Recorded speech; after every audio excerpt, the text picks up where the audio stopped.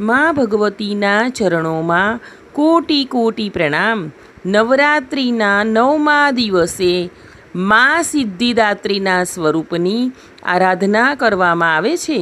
નવરાત્રિમાં મહાનવમીનું વિશેષ મહત્ત્વ હોય છે। સિદ્ધ ગંધર્વ યક્ષાધ્યૈર સુરૈરમરૈરપી સેવ્યમાના સદા ભૂયાત સિદ્ધિદા સિદ્ધિદાયિની। અર્થાત સિદ્ધો, ગંધર્વો, યક્ષો, અસુરો અને દેવતાઓ દ્વારા પણ સદા ભજવા યોગ્ય એવી સિદ્ધિદાયિની દુર્ગાદેવી અમને સિદ્ધિ પ્રદાન કરવાવાળી હો।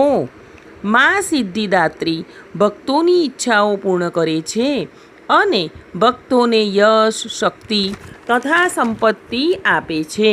શાસ્ત્રોમાં સિદ્ધિદાત્રીને સિદ્ધિ અને મોક્ષની દેવી માનવામાં આવી છે। તેમનું સ્વરૂપ ભવ્ય છે। તેમના 4 હાથ છે। માતાના હાથમાં શંખ, ગદા, ચક્ર અને કમળનું ફૂલ છે। મા સિદ્ધિદાત્રીને મા સરસ્વતીનું રૂપ પણ માનવામાં આવે છે। તેમનું વાહન સિંહ છે અને તે કેતુ ગ્રહનું સંચાલન કરે છે। મહાનવમીએ બાળાઓની પૂજા પણ કરવામાં આવે છે। આ દિવસે કન્યા પૂજન કરવાથી ભક્તોને શુભ ફળ મળે છે।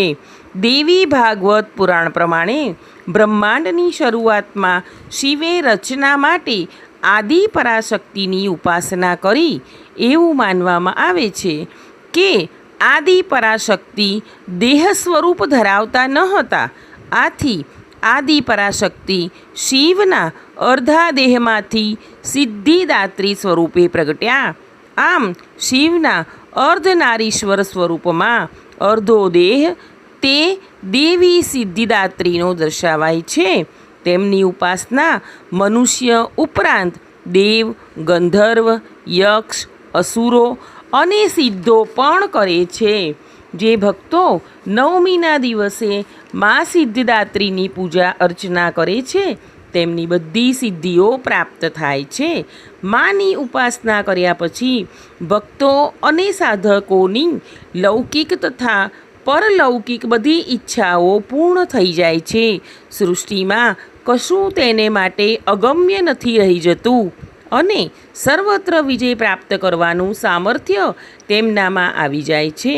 હવે આપણે જાણીશું માની પૂજા કઈ રીતે કરવી અને આજે પ્રસાદમાં માને શું અર્પણ કરવું। દેવી સિદ્ધિદાત્રીનું ધ્યાન કરી કળશ પર ચોખા ચડાવો। કળશ પર પંચામૃત અને ગંગાજળ છાંટવું। પછી કળશ ઉપર ચંદન, ચોખા, હળદર, મહેંદી અને કંકુ ચડાવો। ગુલાબ, કરેણ અને ગલગોટાના ફૂલ સાથે પૂજાની સામગ્રી ચડાવો। ધૂપ દીપ કરો, આરતી ઉતારો અને આજે ખાસ કરીને તલથી બનેલી મીઠાઈઓ પ્રસાદમાં માને અર્પણ કરો। દાડમ અને કેળાનો ભોગ પણ લગાવી શકો છો। માના ચરણોનું સાનિધ્ય મેળવવા માટે નિયમનિષ્ઠ રહીને તેમની ઉપાસના કરવી જોઈએ। બોલો શ્રી દુર્ગા માતની જય, સિદ્ધિદાત્રી માતની જય, નવદુર્ગા માતની જય। આશા રાખું છું કે તમને સૌને નવરાત્રિના 9 સ્વરૂપો અને ચંડીપાઠના ટૂંકસાર વગેરે સાંભળવા ગમ્યા હશે। મારા તમામ સબસ્ક્રાઈબર્સનો, લાઈક કરનારનો, શેર કરનારનો સૌનો હું હૃદયપૂર્વક આભાર માનું છું। આવા વિશેષ તહેવારોની માહિતી માટે આપણી આ ચેનલને લાઈક, શેર અને સબસ્ક્રાઈબ કરજો।